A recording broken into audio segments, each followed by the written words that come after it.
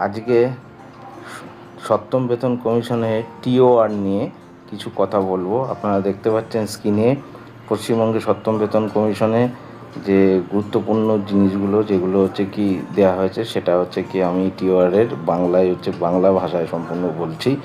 ন্যূনতম যে বেতন পে ম্যাট্রিক্স, সেটা হচ্ছে এখানে বলা হয়েছে বিশদভাবে যে ফ্যামিলির ইউনিট হচ্ছে কি 5 জন ধরা হবে, এবং যেটা আগে ছিল 3.5 জনে, এবং তারপরে যেটা হচ্ছে দেখানো হচ্ছে যে 3490 ক্যালোরি খাদ্যমান, সেটা 1957 সাল থেকেই এটা ছিল হচ্ছে 2700 ক্যালোরিজ নিউট্রিশনাল স্ট্যান্ডার্ড ব্যবহার করা হয়েছিল। এবং তারপরে হচ্ছে কি এটা অ্যানুয়াল যে ইনক্রিমেন্ট, সেই অ্যানুয়াল ইনক্রিমেন্ট 3% পরিবর্তে 5% করার হচ্ছে প্রস্তাব দেওয়া হয়েছে। অর্থাৎ এটি হচ্ছে কর্মচারীদের অত্যন্ত একটা গুরুত্বপূর্ণ প্রস্তাব। এছাড়াও হচ্ছে কি সেন্ট্রাল গভর্নমেন্টের সঙ্গে পে লেভেলের একটা সমতা, সেই সমতাটাও কিন্তু এখানে করার কথা বলা হয়েছে। অর্থাৎ একপার করার সেন্ট্রাল গভর্নমেন্ট এবং ওয়েস্ট বেঙ্গল গভর্নমেন্টের পে লেভেলের মধ্যে যতটা সম্ভব প্যারিটি রাখা বা ইকুইভ্যালেন্ট আনা। তারপরে হচ্ছে কি এইটা অত্যন্ত প্রয়োজনীয়। এবং তারপরে যেটা আরেকটা ইম্পর্টেন্ট জিনিস, ডিয়ারনেস অ্যালাউন্স বা ডিএ, আপনারা স্ক্রিনে দেখতে পাচ্ছেন যে ডিএ, যেটা ভবিষ্যতে ওয়েস্ট বেঙ্গল গভর্নমেন্টের এমপ্লয়িজের ডিএ এআইসিপিআই বা সিপিআই আইডাব্লিউ অনুযায়ী হচ্ছে নির্ধারণকরণ বিষয়টি হচ্ছে বিবেচনা করার কথা বলা হয়েছে। যে ডিএ দেওয়ার ক্ষেত্রে হচ্ছে যাতে একটা স্ট্যান্ডিং অর্ডার, এটা একটা খুব গুরুত্বপূর্ণ জিনিস। স্ট্যান্ডিং অর্ডার মানে হচ্ছে একটা ফিক্সড ডিএ, যেমন সেন্ট্রাল গভর্নমেন্টের জানুয়ারি এবং জুলাই মাসে দেওয়া হয়, সেই রকমই একটা স্ট্যান্ডিং অর্ডার, যেটা সরকারি কর্মচারীদের ক্ষেত্রে অত্যন্ত একটা গুরুত্বপূর্ণ দিক। এবং সপ্তম পে কমিশন কবে থেকে কার্যকর হবে তার যে ফিটমেন্ট ফ্যাক্টর, যেটা সেন্ট্রালে অলরেডি হচ্ছে কি কমিশন বসানো হয়ে গেছে, তার যে ফিটমেন্ট ফ্যাক্টর হবে সেটাই সম্ভবত এখানে হবে, এবং সেটা 1/1/2026 থেকে দেওয়ার যে বিষয়টি পরীক্ষা করা হবে বলে বলা হয়েছে। এবং বিভিন্ন যে অ্যালাউন্স, এটাও একটা গুরুত্বপূর্ণ, যার জন্য সেন্ট্রাল গভর্নমেন্টের সাথে ওয়েস্ট বেঙ্গল গভর্নমেন্টের এটার পার্থক্য থাকে। তার মধ্যে হাউস রেন্ট অ্যালাউন্স যেটা আছে আমাদের, এটাকে XYZ ক্যাটাগরি সিটি অনুযায়ী ভাগ করার ব্যাপারটা পরীক্ষা করে দেখার বিষয়টি বলা হয়েছে। এছাড়া একটা গুরুত্বপূর্ণ যেটা আমাদের কোনো দিন ছিল না, সেটা হচ্ছে চিলড্রেন এডুকেশন অ্যালাউন্স, CEA। এই চিলড্রেন এডুকেশন অ্যালাউন্স বা হোস্টেল সাবসিডি, এটার কথাও বিবেচনার করা কথা বলা হয়েছে।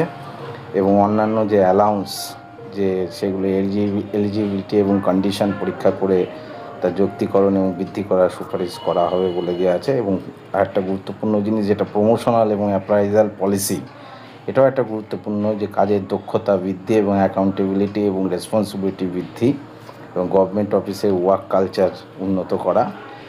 তারপরে রিটায়ারমেন্ট বেনিফিট, এটাও একটা গুরুত্বপূর্ণ বিষয়, যেটা কমিটেড পেনশন, সেটা আপনারা সকলেই জানেন 15 বছরে পরে সেটা হচ্ছে রিস্টোরেশন হয়, সেটা 11 বছর পরে করার একটা প্রস্তাব রয়েছে। এছাড়া হচ্ছে লিভ এনক্যাশমেন্ট, যারা গভর্নমেন্ট এমপ্লয়ি আছেন তাদের আমরা জানি যে 300 দিনের লিভ, তার হচ্ছে একটা এনক্যাশমেন্ট বেনিফিট পাওয়া যায়, সেটাকেই আবার HPL মানে হাফ পে লিভ ধরে ওটা 300 দিনের জায়গায় একটু বাড়ানোর প্রস্তাব আছে। এবং আর একটা হচ্ছে 30শে জুন, এটা একটা গুরুত্বপূর্ণ জিনিস, যারা অবসর গ্রহণ করে তারা জুলাইয়ে যে ইনক্রিমেন্ট হয় সেটা থেকে বঞ্চিত হন। 30শে জুনে এটা ন্যাশনাল ইনক্রিমেন্ট দেওয়ার প্রস্তাব আছে। এছাড়া একটা সবথেকে গুরুত্বপূর্ণ যে কেরিয়ার অ্যাডভান্সমেন্ট স্কিম, যেটা ক্যাশ, সেটা হচ্ছে কি এখন বর্তমানে যেটা আছে 8, 15 এবং 24, সেইটাকে 5, 8, 12, 18 এবং 24, এই 5টা ধাপে কেরিয়ার অ্যাডভান্সমেন্ট স্কিম এটা হচ্ছে দেওয়া হয়েছে। অত প্রমোশন না হলেও কিন্তু এটা পাওয়া যাবে। তো এই প্রস্তাবটা অত্যন্ত ভালো একটা দিক বলে আমার মনে হয়। এছাড়াও যেটা হচ্ছে ওয়েস্ট বেঙ্গল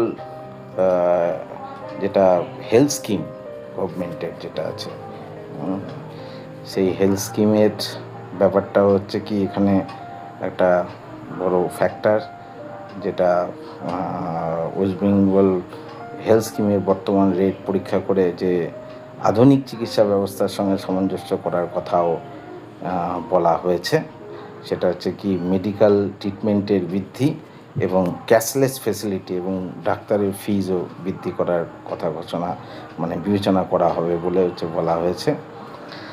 তো এটা একটা গুরুত্বপূর্ণ দিক, যদি ক্যাশলেস হয় টোটালটাই, সেটা হচ্ছে একটা ভালো দিক বলে মনে করি। এছাড়াও সেক্রেটারিয়েট স্ট্যাটাস, যেটা বিভিন্ন থেকে যে ওয়েস্ট বেঙ্গল সেক্রেটারিয়েট সার্ভিস এবং West Bengal secretariat common cadre, যেটা CCW, এর ক্ষেত্রে প্রযোজ্য, এবং এর ক্ষেত্রে কি যে পুনরুদ্ধারের বিষয়টি বিবেচনা করা হবে। এছাড়া JCM অর্থাৎ জয়েন্ট কনসালটেটিভ মেশিনারি, যেটা অর্থাৎ যে জয়েন্ট, তার সাথে সরকারের একটা যোগাযোগ ব্যবস্থা, যেটা JCM এর গঠনের কথা বলা হয়েছে, এটাও ভালো দিক। কর্মচারীদের দাবি দেওয়া, সেটা গভর্নমেন্টের সঙ্গে একটা সংযোগ স্থাপন করবে। Productivity and performance linked incentive, এটা একটা কাজের সুবিধাতে প্রোডাক্টিভিটি উন্নত বোনাস বা কি ইনসেন্টিভ স্কিম চালু করার একটা সুপারিশের কথা বলা হয়েছে, এবং এটা একটা গুরুত্বপূর্ণ বিষয়। এছাড়া কি যেগুলো কি সংক্ষেপে কি যে প্রপোজালগুলো দেওয়া হয়েছে, সেগুলো আপনারা স্ক্রিনে দেখতে পাচ্ছেন। যে 1/1/2026 থেকে পে কমিশনের যে এফেক্ট, সেটা দিয়ে 100% দিয়ে প্লাস ফিটমেন্ট ফ্যাক্টর এবং 3%-এর পরিবর্তে 5% করা ইনক্রিমেন্ট, সেন্ট্রাল গভর্নমেন্টের সঙ্গে পে লেভেলের প্যারিটি। এছাড়াও আপনাদের আমি এই সোশ্যাল মিডিয়ায় কিছু খবর কি দেখলাম, যার জন্যে আমার এই ভিডিওটা করা, অর্থাৎ এই যে TOR টার্মস অফ রেফারেন্স, সেটা বেরিয়েছে, এটা সত্যতা যাচাই করার জন্য আমি কিছু বহুল প্রকাশিত কি যে নিউজ পেপার ভারতবর্ষের, টাইমস অফ ইন্ডিয়া থেকে শুরু করে হিন্দুস্তান টাইমস এবং আনন্দবাজার পত্রিকা, এগুলোর কিছু যে পেপারে পাবলিশ হয়েছিল খবরটা, সেটা আপনাদের আমি একটু দেখাবো। তাহলে আপনারা বুঝতে পারবেন যে এটা সত্যি কি অথেন্টিক টার্মস অফ রেফারেন্স, না এটা কিছু এখন আপনাদের আমি দেখাবো যে টার্মস অফ রেফারেন্সের সেটা খবরটির সত্যতা কতখানি, সেটা একটু আপনাদের দেখিয়ে দিই। বিভিন্ন কি ডেলি যে নিউজ পেপার আছে, সেই ডেলি নিউজ পেপারগুলো থেকে আমি দেখাবো যে সব বিজ্ঞাপন ঠিক নয়, যে খবরটা প্রকাশিত হয়েছিল, সেই খবরটা আদৌ সত্য না মিথ্যা, সেটা একটু যাচাই করে আমরা দেখব। সেটা আপনাদের আমি স্ক্রিনে দেখাচ্ছি, আপনারা দেখতে থাকুন। যে টাইমস অফ ইন্ডিয়ায় যে খবরটা কি বেরিয়েছিল, দেখুন টাইমস অফ ইন্ডিয়ায় যে খবরটা বেরিয়েছিল, যে TOR ওয়েস্ট বেঙ্গলের যে TOR, সেটা কি আপনাদের সামনে তুলে ধরছি। যে টাইমস অফ ইন্ডিয়া বেরিয়েছিল এবং সেটা 9 তারিখে বেরিয়েছে, অর্থাৎ আজকে। এবং এটা থেকেই বোঝা যাচ্ছে যে টাইমস অফ ইন্ডিয়ার মতন ডেলি একটা ফেমাস নিউজ পেপার, সেখানে এরকম TOR দিয়েছে যখন, সেটা সত্যতা আছে বলেই এটা দেওয়া হয়েছে, নাহলে এটা কখনোই হতো না। আমি আরও কিছু নিউজ পেপার আপনাদের সামনে তুলে ধরবো, যেমন হিন্দুস্তান টাইমসের একটা নিউজ পেপার, যেখানে কি এই TORটি ওয়েস্ট বেঙ্গলের TORটির সম্বন্ধে বলা হয়েছে এবং সেটাও প্রকাশিত হয়েছে। তো এই সকল দেখে আপনারা বুঝতে পারছেন যে এটা কিন্তু আমার মনে হয়েছে এটা ফেক নয়, এটা কোনো ফেক নিউজ নয়, এটা সত্য। এবং এটা যে সোশ্যাল মিডিয়ায় বিভিন্ন ঘুরপাক খাচ্ছে, সেটা প্রমাণ করার জন্যে আজকে আমার ভিডিও। তো এই ভিডিওটা দেখে আপনারা সহজে উপলব্ধি করতে পারছেন যে টার্মস অফ রেফারেন্সটা কিন্তু একদম যে মিথ্যা এরকম কিছু নয় বা ফেকও নয়, এটার সত্যতা আছে বলেই হচ্ছে বিভিন্ন নিউজ পেপারে কিন্তু এগুলো বেরিয়েছে। আমি আর একটা হচ্ছে কি নিউজ পেপারের বিজ্ঞাপনের দেখাবো, সেটা হচ্ছে কি আমাদের বহুল চর্চিত আনন্দবাজার পত্রিকা। সেই আনন্দবাজার পত্রিকায় 7 তারিখে আনন্দবাজার পত্রিকায় এই নিউজটি হচ্ছে কি বেরোয়, টিওয়ারটা, যেটা একদম বাংলা ভাষায় দেওয়া ছিল, বাংলায় হচ্ছে নিউজ পেপার, এবং 7 তারিখেও এটা দেওয়া হয়েছিল।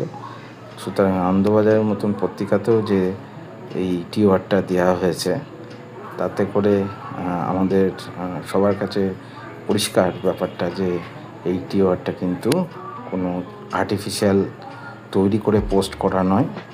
এটা গভর্নমেন্ট থেকেই সম্ভবত বেরিয়েছে বলে আমার মনে হয়, কারণ একটা ফেমাস ডেলি নিউজ পেপারে এইরকম টিওআর যে বেরিয়েছে, সেটা সত্যতা নিশ্চয়ই যাচাই না করে আনন্দবাজারের মতন পত্রিকাতেও এরকম নিউজ মনে হয় না দেবে। তা সব দিক বিচার বিবেচনা করে আমার মনে হয় এই টিওআরটা অথেন্টিক বলেই আমার মনে হয়েছে। নমস্কার বন্ধুরা, যদি ভালো লাগে ভিডিওটা একটু শেয়ার করবেন এবং সাবস্ক্রাইব করবেন আমার চ্যানেলটি, যাতে আমি আরও ভিডিও আগামী দিনে আপনাদের সামনে উপহার